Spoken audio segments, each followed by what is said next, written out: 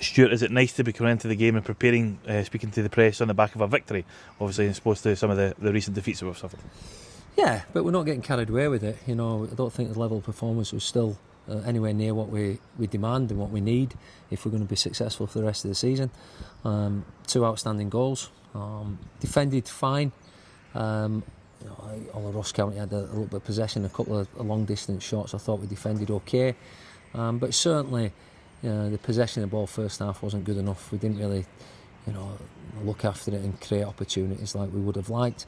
We had a good opening spell. We had a good little 10 minutes just before half time and probably a good 15 minutes after half time, which sort of clinched the points. Disappointed with the goal we lost. A throw in which, we keep, reiterating to the players how important they are. Everyone talks about corners and free kicks. Throw-ins, so many goals scored and conceded with throw-ins, just basic things, not staying with men. So that was disappointing. Which could, it looked as though the game was going to be finished comfortably for us, and then we got put up under a bit of pressure. But it was nice to come back down the road with 3 much needed points. Was it just important to get the 3 points? 2 goals is great, that gives everybody confidence, but for the squad's mental state, 3 points vital?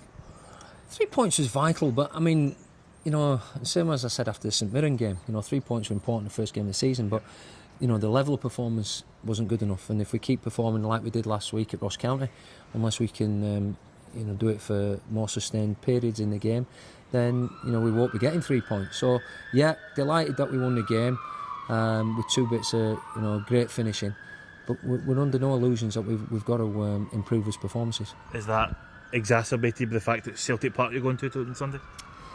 Well, it is, yeah. Nobody needs to tell me more about our record there. We've not scored a goal there. Having said that, we've been close on many occasions. I think we've had 3, 1-0 narrow defeats, but still defeats all the same. And I think people have fed up with saying we're going to have to be at our best, which we're going to have to be. Certainly need a better level of performance, as I've said. But you'll have to look at Celtic. Earlier part of the season when they were probably struggling a little bit in Europe, and then they beat Dundee United 6. I watched the Aberdeen game last week, and as well as Aberdeen did in parts of the game, Celtic could have scored a lot more than the 2 goals they got. So you always got to try to strike up a balance, where you've got to carry a threat naturally because you want to score a goal and you want to win the game, but you can't be leaving big gaps and space, especially people like Commons, who's a vital player for them and in an area he plays in. And the strength in depth. I mean, Griffiths not even on the bench the other night in a squad of 18.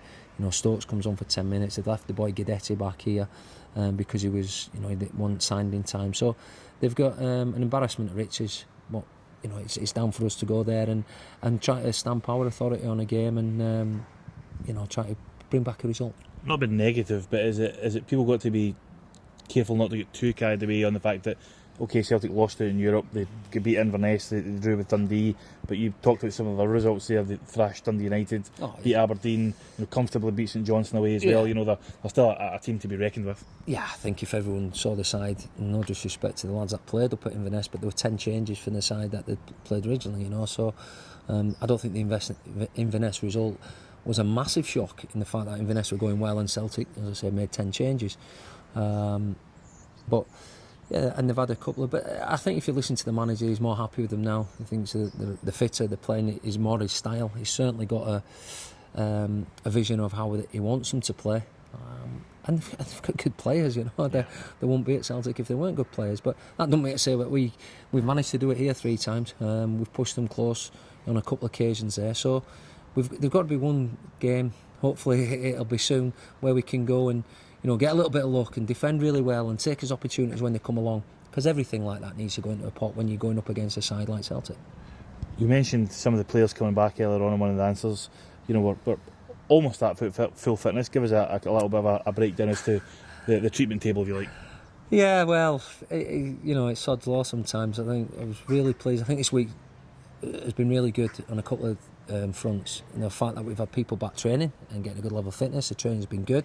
The young under 20s went through to Hibs the other night and put in a really good performance and won.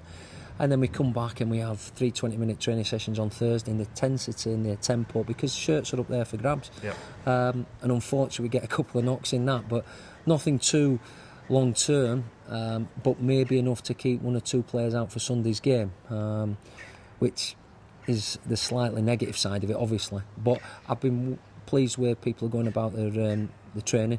And as I say, regardless of the result last week, I think we all know we can do a lot better. And there's nobody a first team pick at this moment in time until they can get a good level of consistency. You've talked about increasing the level of performance. The intensity of training is maybe one of them. Have you had to perhaps increase the level of intensity of training and perhaps forgo injuries like that to try and get to the guys to a level that you want them to play? Yeah, spot on. I think 3 week, 2 week, even a week ago, we were sort of curtailing the training because we had lots of injuries and we couldn't afford any injuries.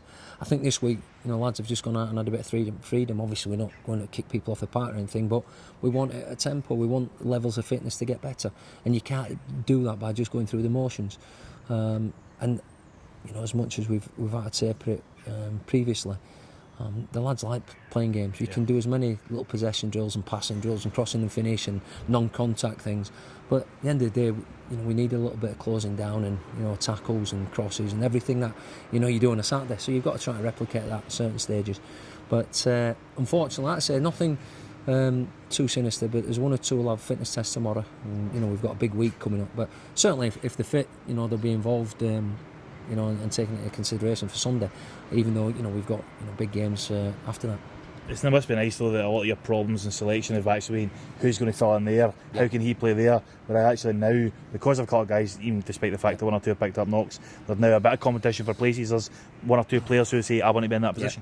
There is competition, but while we've got that, I think where we've been fortunate over the years where we had a lot of injuries, although we did have last season, the first couple of seasons that came, it was a level and consistency performance. So when people say, you didn't change your squad well or your team much, that was because we didn't have injuries, but also the level of the individual who had the jersey at the time. I think it were always going to be Humphrey, Jennings, Lasley, Murphy, and maybe Sutton up with Murphy coming off the wide or whatever, and Craigan and Hutchinson at the back and Hamill at left back and Haley at right back and Randolph in goal, because of their level and consistency was so good. We've not had that this season, so we're looking at it now and thinking, who deserves to be playing, who actually has stood up and said, right, my performances have merit me a shirt. So that's what we've got to start doing. The lads in there, obviously us as a staff are monitoring everything, and we want to get the right system, but we want to get the right players on the park that the performances in training in the games are meriting. You mentioned, and we'll not go too much about injury situations, I'll ask you about one player though. Stephen Hamill has missed all the games this season. Is he any closer to being back, or is he one of the ones who's going to be tested late on? No. Stevie's still a long way from being anywhere near fitness. He's done a lot of work this week and joined in little functions. Today was his first time he joined in games and looked very good, mate. I've got to say that.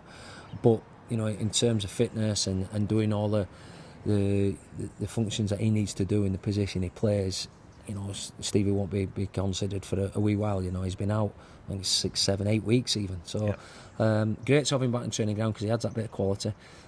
As I say, I think he actually even scored, I think, the winner today, so which was good for him. Nice to see him back with a smile on his face, because there's nothing worse than being in the treatment room and up in the gym, week after week. So, but no, he's feeling better in himself, but there's still a long way to go before he's considered for first team football. Just quickly to final, we talked about goals in conference. John Sutton grabbed his first goal of the season. John's probably the type of goal scorer, forgive me for saying this, that goes on bursts of goals. You hoping that goal up at Ross County last week can kick him going? Of course, yeah. I mean, we looked at the team last week, prior to the Ross County game, and Sutty, as hard as he's been working, I'd been struggling, like a lot of us, to be honest.